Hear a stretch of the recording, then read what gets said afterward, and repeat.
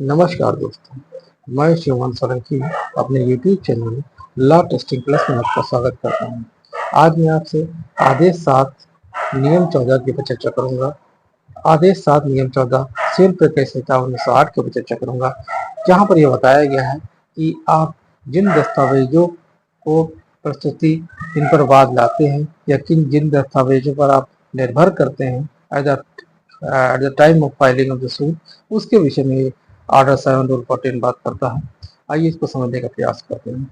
Where a plaintiff sues upon a document or relies upon a document in his position or power in support of his claim, he shall enter such document in a list and shall produce in the court when the plaintiff presented by him, and shall at the same time deliver the document and the copy thereof to be filed with the plaintiff.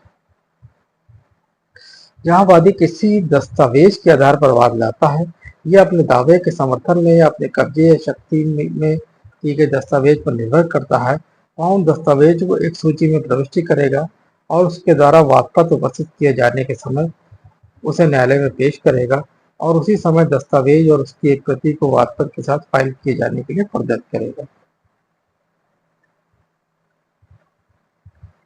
ये क्या कह रहा है? ये कह रहा है कि यदि आप कोई मुकदमा फाइल करते हैं तो उसके साथ यदि कोई डॉक्यूमेंट फाइल करते हैं तो उसको एक सूची के साथ उसको उसी समय फाइल कर देंगे।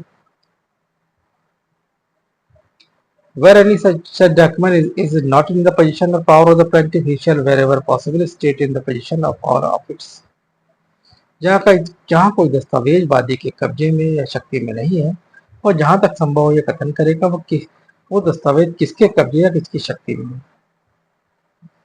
क्लास 3 में बताया गया है, a document which ought to be produced in court by the plaintiff when the plaintiff is presented ought to be entered in the list to be added or annexed the plan, but is not produced or entered accordingly, shall not without the leave of the court be received in evidence in his behalf at the hearing of the suit.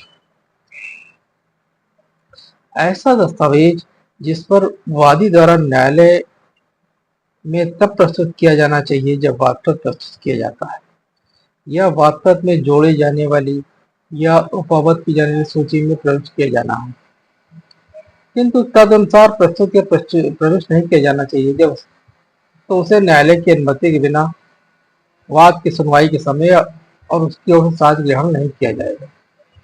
क्या कह रहा है यहाँ पर? यह कह रहा है कि ऐसा दस्तावेज जो आप मुकदमे के साथ प्रस्तुत कर रहे हैं तो उसे वाद पत्र के साथ जो सूची पत्र लगाते हैं उसी के साथ ही उसी समय पेश कर देना चाहिए, और यदि उसके बाद पेश कर रहे हैं तो उसको न्यायालय की अनुमति से ही पेश करना चाहिए, अन्यथा उसको साक्ष्य में ग्रहण नहीं किया जाएगा।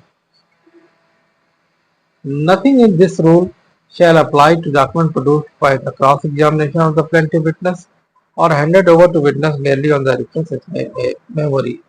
इस नियम की कोई भी बात ऐसे दस्तावेज को लागू नहीं होगी जो वादी के साक्ष्यों की प्रति परीक्षा के लिए पेश किए गए हों या किसी साक्षी को केवल स्मृति को ताजा करने के लिए दिए गए।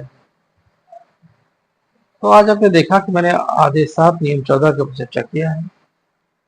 सिविल प्रक्रिया संहिता 1908 के अन्य सेक्शन के ऊपर मैं अभी आने वाले लेक्चर सीरीज में चर्चा करूंगा। यदि आपको मेरा चैनल समझ में आता है तो कृपया इसे लाइक करें, सब्सक्राइब करें, शेयर करें, कमेंट करें। तब तक के लिए जय हिंद, जय भारत।